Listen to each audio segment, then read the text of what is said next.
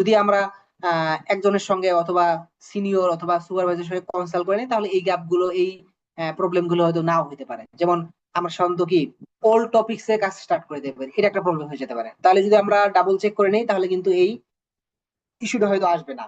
তারপর হচ্ছে week literature review, এটাও আমরা একেবারে আর্লি বিগিনার হিসেবে আমাদের প্রবলেম হতে পারে। আমরা অনলাইনে অনেক সুন্দর সুন্দর ভিডিও আছে, সেগুলো দেখে নিতে পারি।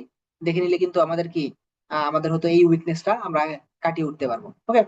তারপর অনেকগুলো অবজেক্টিভস, আমরা দেখা যায় অনেক সময় অনেকগুলো স্টুডেন্ট আসে, অনেকগুলো অবজেক্টিভস নিয়ে আসে।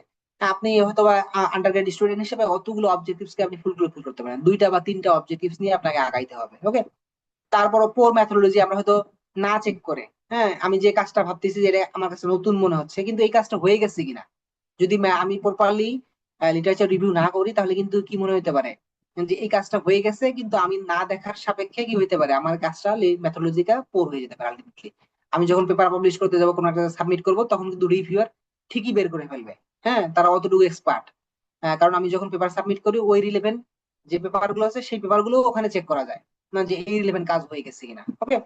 তারপর নোবেলিটি ঠিকঠাক আছে কিনা, যদি আমার মেথোলজি প্রপারলি ঠিকঠাক না থাকে, কি আলটিমেট নোবেলিটি কি আমার ল্যাকিংস থাকতে পারে, যে বললাম যে এই কাজটা হয়ে গেছে, তাহলে নোবেল না। ওকে।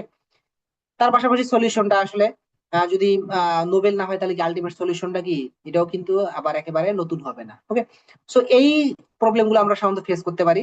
তাহলে যদি আমরা একজন সুপারভাইজার আন্ডারে কাজটা করি, তাহলে কিন্তু এই গ্যাপ গুলো আমরা কি করতে পারবো, এই জিনিসগুলো বা এই প্রবলেম গুলো হওয়ার চান্স আমাদের